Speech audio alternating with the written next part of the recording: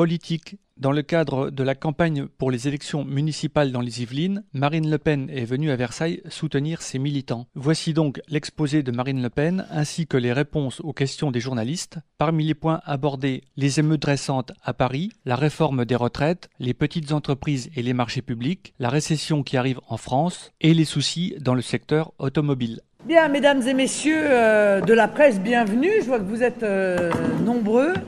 C'est un hommage à cette fédération des Yvelines qui se porte si bien. Je vous remercie de votre présence, bien sûr, à cette conférence de presse consacrée à l'actualité, et elle est riche. J'évoquerai deux thèmes importants aujourd'hui, à la veille de la conférence de presse du président de la République, thèmes qu'il ne manquera pas d'aborder, je pense, mais au sujet desquels je doute que les Français aient demain des réponses satisfaisantes.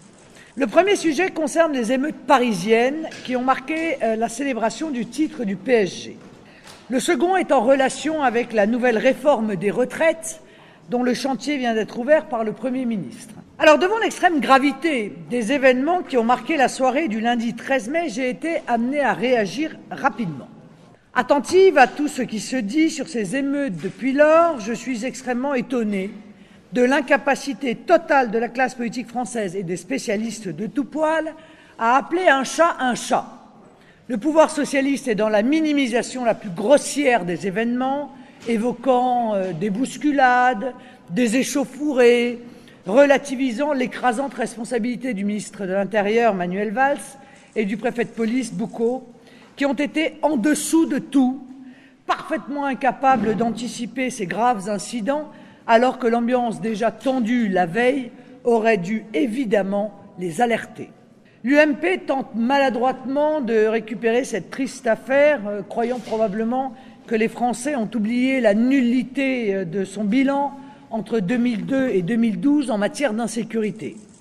Croyant que nos compatriotes n'ont plus en mémoire les émeutes urbaines de 2005 qui avaient enflammé la France au moment même où un certain Nicolas Sarkozy était ministre de l'Intérieur, donc responsable de ces désordres. Je vous rappelle qu'en 2005, il y avait eu un nombre considérable de membres des forces de l'ordre qui avaient été blessés et le nombre d'arrestations avait été, comme d'ailleurs lundi soir, absolument dérisoire par rapport au nombre d'émeutiers et à la gravité des incidents qui s'étaient déroulés.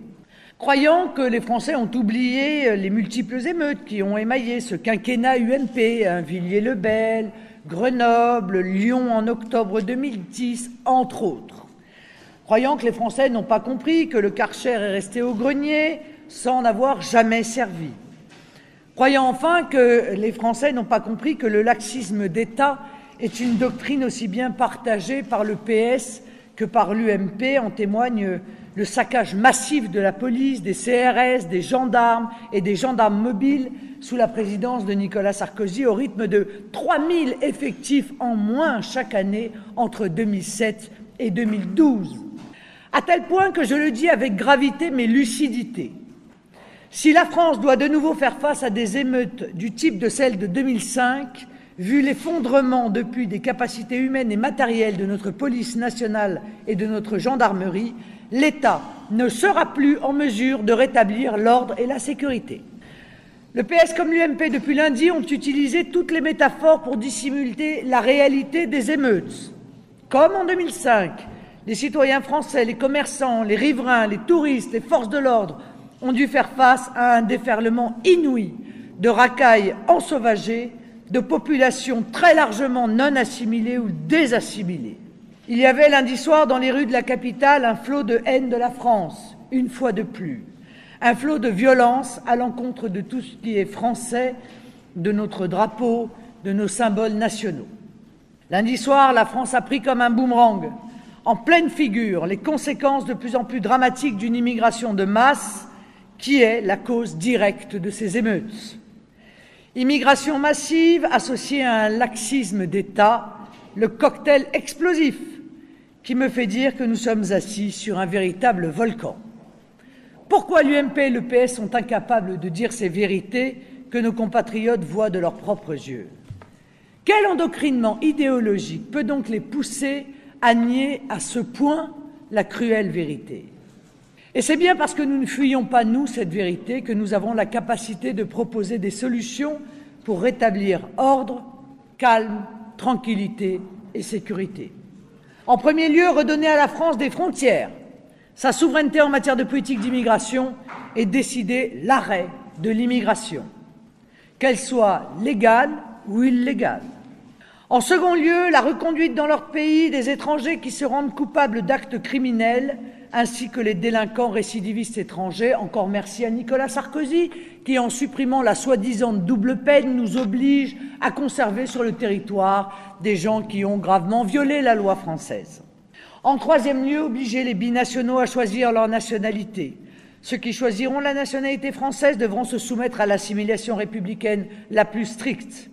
C'est le seul moyen pour la France de reconquérir chaque mètre carré du territoire national.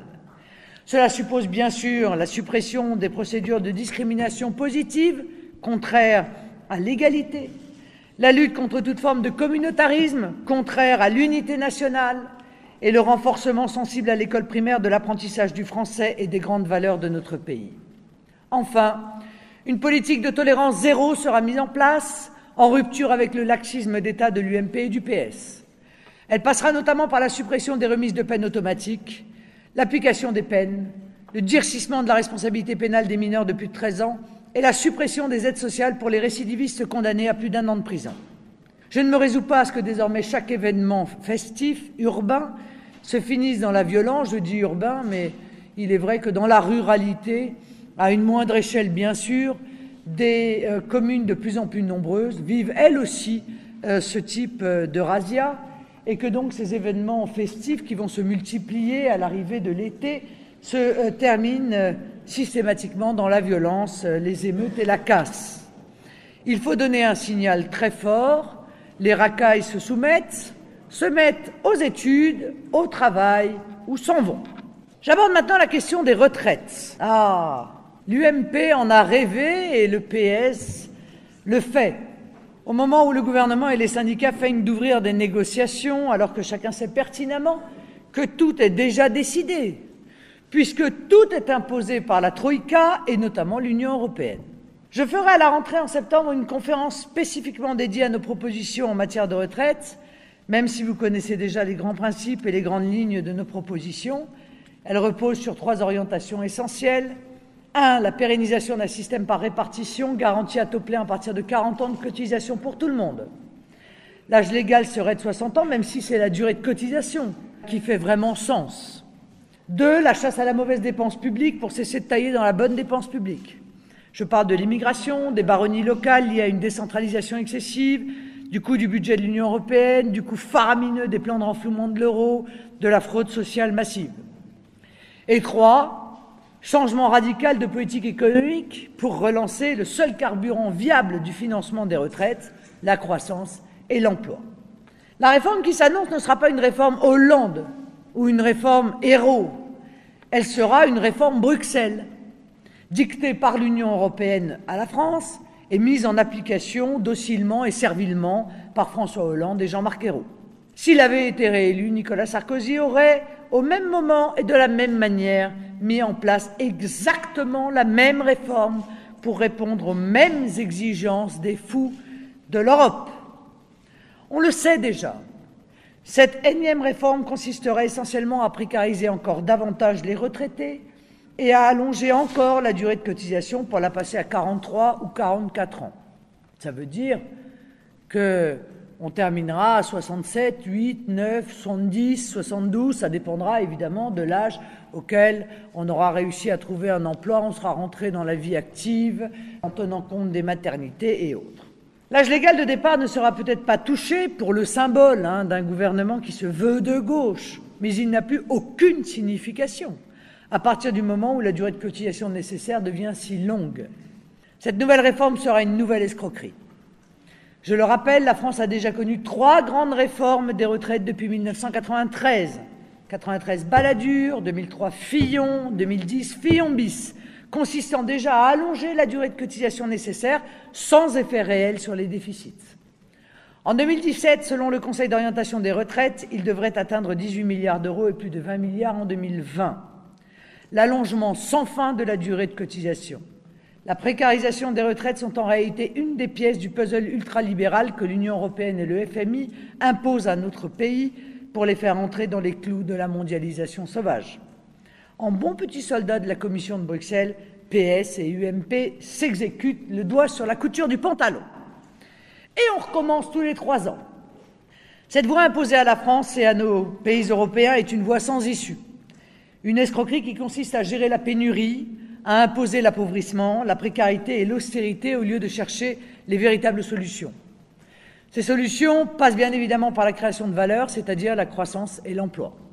Et ces solutions supposent bien sûr de revoir de fond en comble notre politique économique et sociale pour permettre justement la croissance et l'emploi. C'est le sens de la politique de réindustrialisation que je préconise, via des frontières économiques intelligentes, droits de douane ciblés contre la concurrence internationale déloyale dans le domaine de l'industrie, de l'agriculture et des services. C'est la politique monétaire qui doit redevenir une arme pour soutenir nos exportations. On devrait regarder un peu du côté de ce que fait le Japon, ça marche très bien d'ailleurs, pour soutenir nos exportations via la fin de ce boulet nommé euro. C'est le patriotisme économique au bénéfice de nos artisans, commerçants, PME, PMI françaises, orchestré par un État stratège réarmé face à la mondialisation sauvage. C'est le sens de cet appel que je lance à la fin de l'Union européenne, en tout cas à la fin de l'Union soviétique européenne, telle que nous la connaissons.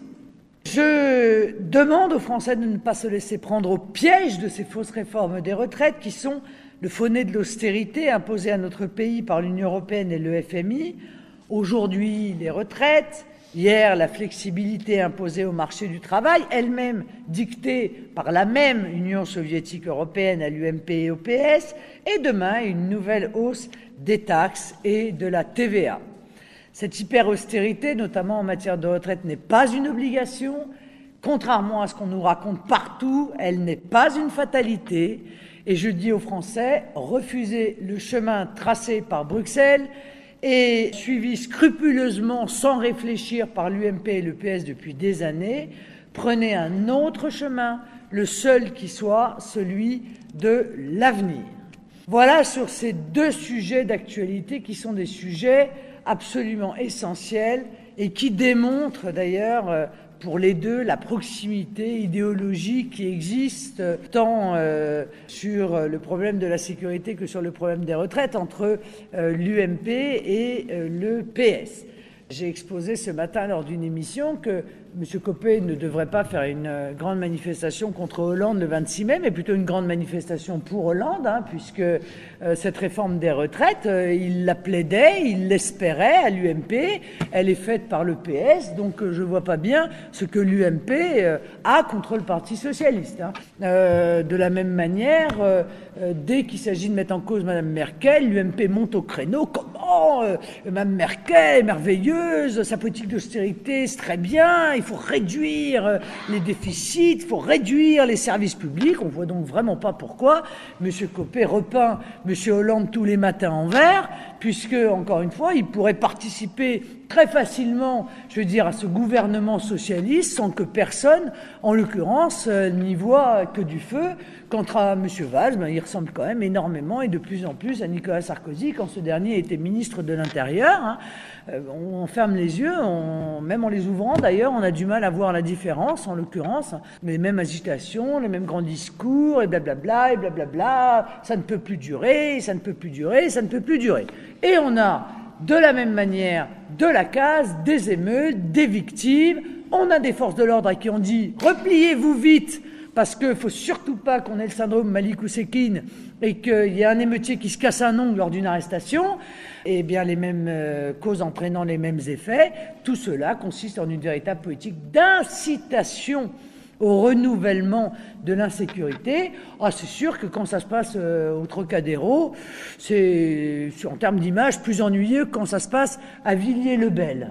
C'est peut-être plus voyant, ça passe à la télévision, etc. Alors ça crée un peu plus d'agitation, mais en réalité, les mécanismes et les phénomènes sont exactement les mêmes que ceux que l'on a vus, encore une fois, durant les 10 années Sarkozy, ces 5 années de ministère de l'Intérieur et ses 5 années de présidence de la République. Le problème, c'est que lorsque l'on ne règle pas ces problèmes, eh bien, ils ont une tendance absolument naturelle à croître, à embellir et à donner à ceux qui se rendent coupables de ces événements une sorte de sentiment absolu, un sentiment absolu d'impunité, hein, qui les pousse évidemment au renouvellement de ce type d'exaction. Voilà, mesdames, messieurs, pour cette actualité du jour. Je suis à votre disposition pour répondre à vos questions, qu'elles touchent d'ailleurs à la Fédération des Yvelines. Philippe Chevrier est bien sûr aussi à votre disposition si vous voulez l'interroger sur l'organisation des futures municipales. Nous sommes très avancés, particulièrement, il faut bien le dire, ici dans les Yvelines, puisque il y a déjà près d'une quinzaine d'investis ou de candidats sur le point d'être investis. À 1 an des municipales, c'est assez spectaculaire de voir cette avance qui est prise par notre mouvement dans l'organisation de ces élections dont vous savez tous que nous y accordons une importance toute particulière. La première question porte sur les petites entreprises et les marchés publics. Alors vous posez beaucoup de questions en une. J'ai été outré, je vous le dis clairement, hein, d'entendre M. Montebourg oser plaider pour la mise en œuvre de ce que j'appelle moi ce patriotisme économique, hein, qui consiste à ce que l'argent public, via les marchés publics, aille évidemment aux entreprises françaises. Il a plaidé cela en disant « Ah oui, il y a un petit verrou européen ». J'ai dit qu'il voyait le verrou petit parce qu'il était loin. Parce que le verrou, il est énorme. C'est une interdiction pure et simple. Et nous le savons. Il est interdit par l'Union européenne de donner un avantage aux entreprises françaises dans le cadre des marchés publics. Voilà. C'est une interdiction. Ah, mais c'est strictement interdit. Voilà. De donner un avantage aux entreprises françaises. C'est ainsi. Françaises. Voilà. Moi, ce qui m'importe, c'est l'emploi en France. Moi, je ne vise pas à être présidente de l'Europe, hein. Je pense que la politique doit être faite au niveau, et le patriotisme économique doit être mis en œuvre au niveau de la France. Donc c'est interdit par l'Union européenne. Il y a donc là une hypocrisie inouïe de la part de l'UMP et du PS quand même. Inouïe. Car s'ils étaient un minimum honnêtes, ils oseraient dire « nous avons mis en œuvre, voté ». Et donc, nous vous imposons l'interdiction de faire travailler en priorité les entreprises françaises dans les marchés publics.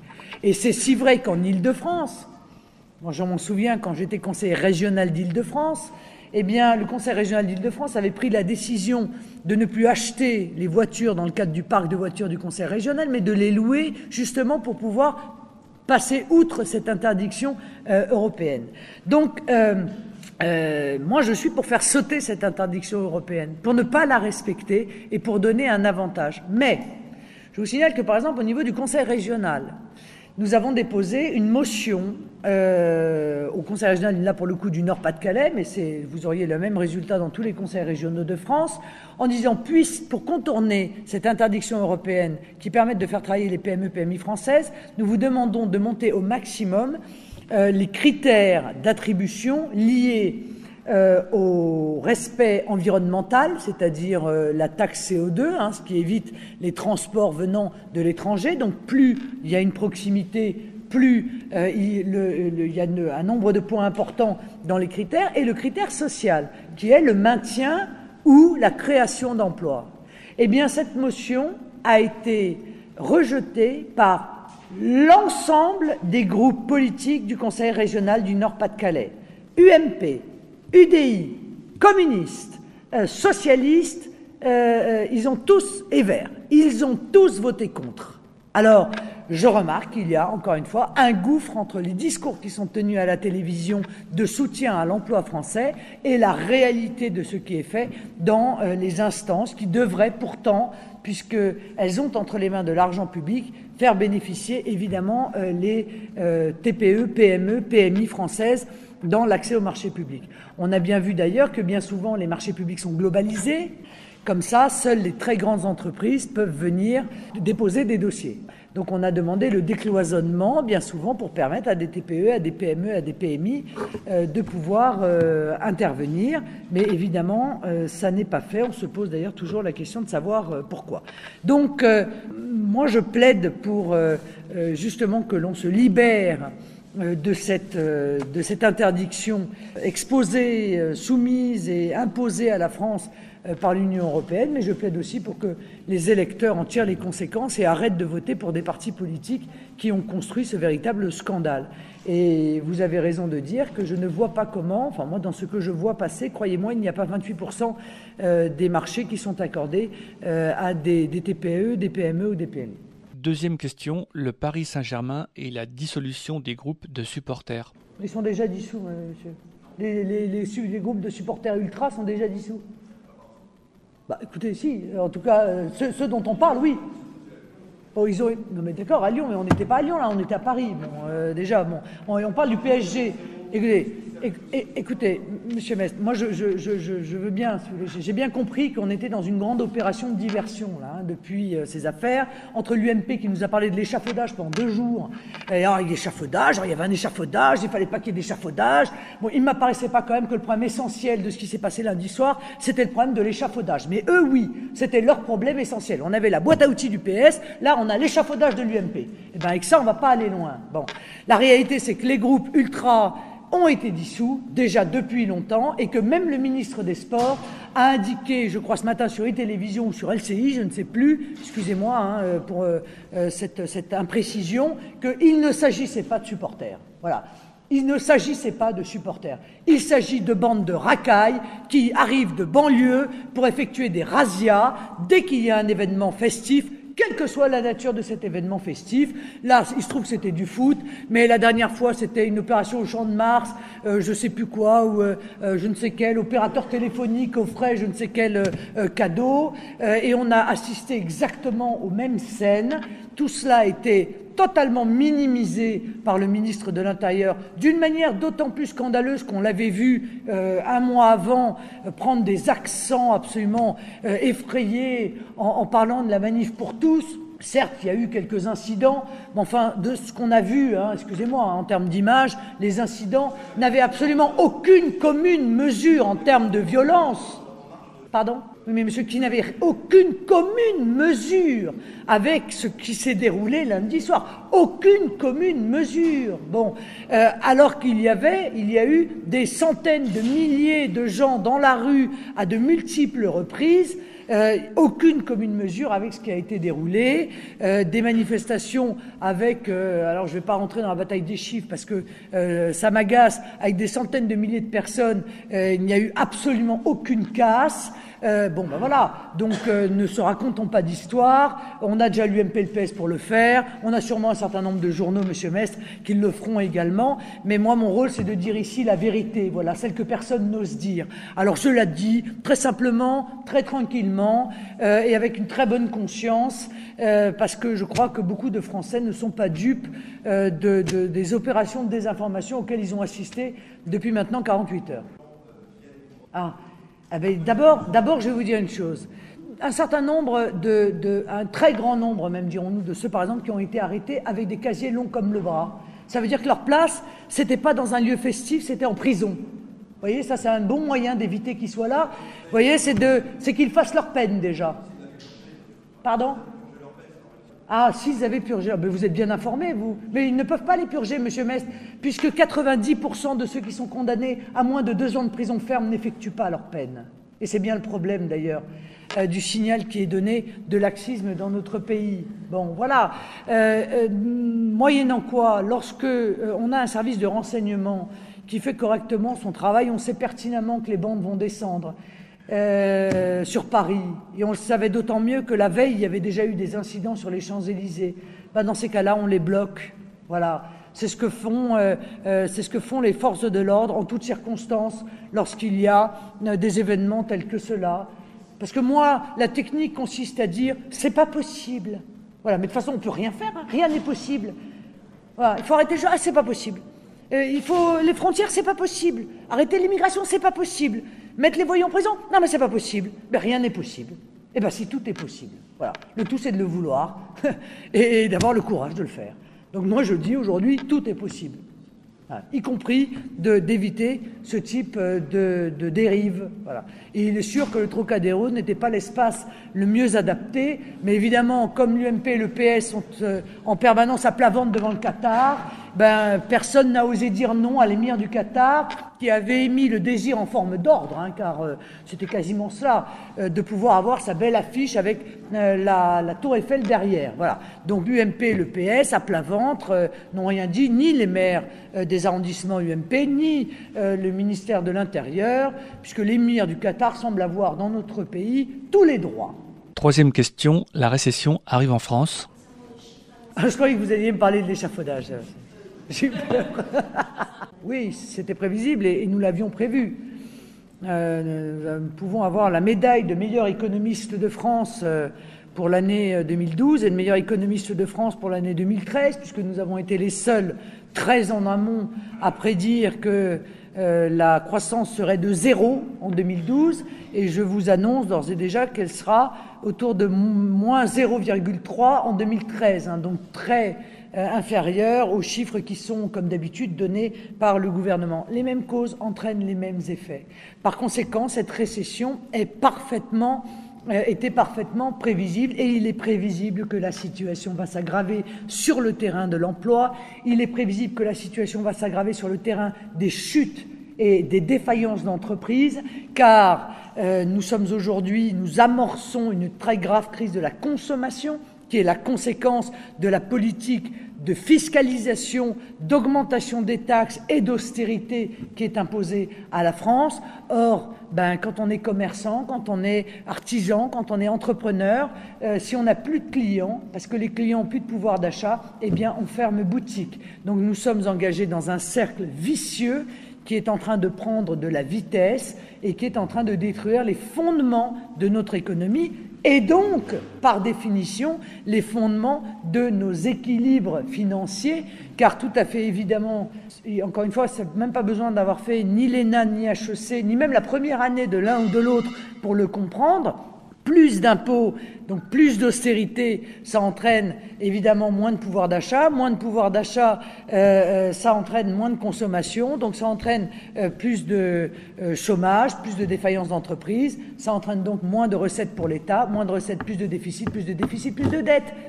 Et on repart dans le cercle vicieux. Donc cette situation, qui est très grave, va continuer à s'aggraver. Et ce qui est dramatique, c'est que demain, François Hollande va, pour toute probablement solution, nous indiquer qu'il faut continuer comme cela. Et pourtant, nous avons des exemples sous nos yeux. La Grèce, l'Espagne, le Portugal, sous nos yeux, la même politique a été appliquée, les mêmes délais ont été donnés par l'Union européenne, les mêmes contreparties ont été réclamées, dérégulation du travail, ouverture de professions entières à la concurrence, privatisation, vente de participation de l'État, réforme des retraites, et pourtant, la situation n'a eu de cesse de s'aggraver. L'Espagne a atteint, je crois, 27% de taux de chômage. Je l'avais dit il y a déjà de très nombreux mois, la France est dans le même escalier que la Grèce, il n'est pas encore au même étage, mais nous continuons à descendre imperturbablement. Nous rejoindrons donc évidemment ces pays-là au rez-de-chaussée auquel l'UMP et le PS nous aura amenés. Quatrième question, les retraites. Oui, mais Monsieur Bambino, vous qui aimez beaucoup surfer sur le site du Front National, vous trouverez les chiffres qui ont été effectués, le chiffrage qui a été effectué dans le cadre des élections présidentielles. Vous trouverez ce chiffrage très précis sur le site du Front National, mais je voudrais quand même que vous preniez conscience qu'aujourd'hui, pour des gens qui ont 25 ans, 30 ans, réussir à avoir 40 annuités pleines, ce sera déjà un tour de force. Et personne ne sait au moment où nous nous parlons à quel âge les Français arriveront à avoir accumulé ces 40 années de cotisation pleine. compte tenu du taux de chômage chez les jeunes, c'est-à-dire du taux d'accès au premier emploi, compte tenu de l'allongement du temps d'études, dont on se pose d'ailleurs plus la question, puisqu'on a bien compris qu'on allonge presque artificiellement les études aujourd'hui pour que justement ces jeunes ne rentrent pas trop tôt sur le marché du travail. Eh bien probablement déjà les Français auront le plus grand mal à avoir ces 40 annuités au bout de 68 ou 69 ans. Par conséquent, il y a un seuil au-delà duquel il est déraisonnable d'envisager encore l'allongement du délai de cotisation. Je sais bien que le MEDEF, l'UMP, le PS nous enferment dans ce que j'appelle le triangle des Bermudes des retraites, d'espèces de cadres dont on ne peut pas sortir intellectuellement. C'est ou l'augmentation des cotisations, ou la baisse des pensions, ou l'augmentation de la durée des cotisations. Eh bien moi je dis qu'avant de demander des sacrifices aux Français, il faut déjà arrêter le gaspillage. Il faut arrêter de subvenir aux besoins de la terre entière, il faut arrêter d'accueillir les Roms clandestins sur notre territoire et les loger, il faut arrêter d'accorder des allocations familiales au monde entier pour peu qu'on ait la gentillesse de bien vouloir les réclamer. Et je vous signale, Monsieur Bambino, par ailleurs, qu'une décision vient d'être prise et imposée par l'Union européenne qui nous obligera à accorder les allocations familiales, y compris pour les enfants à ceux qui sont sur le territoire national étranger, y compris pour les enfants qui ne sont pas sur le territoire national. Alors là, croyez-moi, ça va donner en termes de finances publiques. Bon, voilà. Donc arrêtons déjà tout cela, luttons véritablement contre la fraude sociale. On attend toujours la carte verte biométrique d'ailleurs, la carte vitale biométrique. Ça aurait été intéressant quand même. Voilà un investissement qui aurait été utile pour lutter contre la fraude sociale. Et croyez-moi, arrêtons de verser 7 milliards de pure perte à l'Union européenne chaque année. Arrêtons de verser 50 milliards d'euros d'intérêts aux marchés financiers, de continuer à aller emprunter auprès des marchés financiers. C'est juste, encore une fois, 50 milliards de plus qui pourraient être économisés. Donc de l'argent, il y en a. Mais il faut arrêter de le gaspiller et de le dépenser pour des raisons idéologiques. Et puis nous ferons le bilan lorsque nous aurons arrêté et fait toutes ces bonnes économies. Eh bien, nous regarderons quels sont les sacrifices qui doivent encore être demandés aux Français. Si ça se trouve, il ne sera même pas utile de leur en réclamer. 5e et dernière question, le secteur automobile. Je remets en place un protectionnisme intelligent à nos propres frontières. Je crois qu'on a fait le tour. Tous ceux qui ont vendu un protectionnisme européen, au-delà du fait qu'ils continuent à vendre du vent, parce que si on se penche un tout petit peu sur l'idéologie qui préside à la Troïka, on se rend bien compte que jamais ils ne mettront en œuvre un véritable protectionnisme européen. Ils ne l'ont pas fait hier, ils ne le font pas aujourd'hui, ils ne le feront pas demain, car c'est contraire à l'idéologie du libre-échange total et de l'ultralibéralisme. Bon. Mais même si on pouvait encore croire à ces chimères, et à un retournement idéologique de l'Union européenne, on s'apercevrait effectivement qu'aujourd'hui la concurrence internationale déloyale, elle est aussi intra-européenne et que par conséquent ce protectionnisme européen ne nous préserverait pas de la concurrence internationale déloyale que subissent les fruits et légumes de la part de l'Espagne, de l'effondrement du bâtiment dans le sud-ouest parce que la concurrence espagnole, qui est beaucoup moins taxée, eh bien, vient solliciter avec un certain succès les marchés, que l'Allemagne utilise des travailleurs à très bas coût venant d'Europe de l'Est et notamment dans l'agroalimentaire, faisant s'effondrer nos secteurs agricoles. Et pour l'automobile, il en est exactement de même. Moi aussi, j'ai regardé avec une certaine désespérance M. Montebourg aller se féliciter inaugurer des usines au Maroc, en Algérie, et devenant ainsi le ministre du redressement productif du Maroc, quoi. Et considérant que les disparitions d'emplois en France étaient quelque chose, somme toute, de la part de Renault, d'assez naturel et absolument pas contestable. Bon, le patriotisme économique, il va aussi passer, si vous voulez, par une suppression de l'intérêt qu'ont les sociétés à délocaliser. Parce que c'est ça aussi le problème. Tant que les entreprises auront un intérêt à délocaliser, augmenteront leur marge en délocalisant et en continuant d'ailleurs à réimporter leurs produits en France pour les vendre, parce que c'était ça la grosse arnaque. L'arnaque, c'était comme la Dacia. On nous a dit, ah non mais on va la fabriquer en Europe de l'Est, mais parce qu'en fait, c'est pas du tout pour le marché français. Et puis il se trouve que c'était véritablement pour le marché français. Et que donc voilà une voiture fabriquée à l'étranger qui fait de la concurrence à nos propres travailleurs dans l'automobile. Je veux dire, on est dans un monde ahurissant, voilà, on marche sur la tête. Il faut donc revenir à un cercle vertueux, et ce cercle vertueux, il passe par le fait de supprimer tout intérêt aux entreprises à la délocalisation. Vous voulez délocaliser, c'est votre problème. Mais le chômage que vous avez créé en France en délocalisant, eh bien, vous contribuerez à son subventionnement par l'intermédiaire des taxes d'importation que nous vous imposerons lorsque vous repasserez la frontière dans le sens inverse. Je n'ai plus qu'à vous remercier.